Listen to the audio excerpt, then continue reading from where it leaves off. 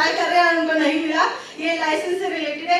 ये हमारे भाई जाहिद है और ये खुदावन के घर उसकी खिदमत करते हैं, गीत गाते हैं उसकी हम के। और ये कह रहे हैं कि मैं 4 बार लगातार फेल हो चुका था ड्राइविंग लाइसेंस लेने के लिए।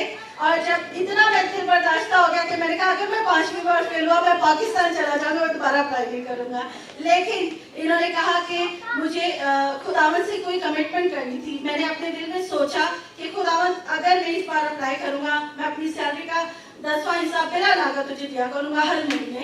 ये कमिटमेंट इन्होंने किया और टेस्टिमनी भी बाकी है।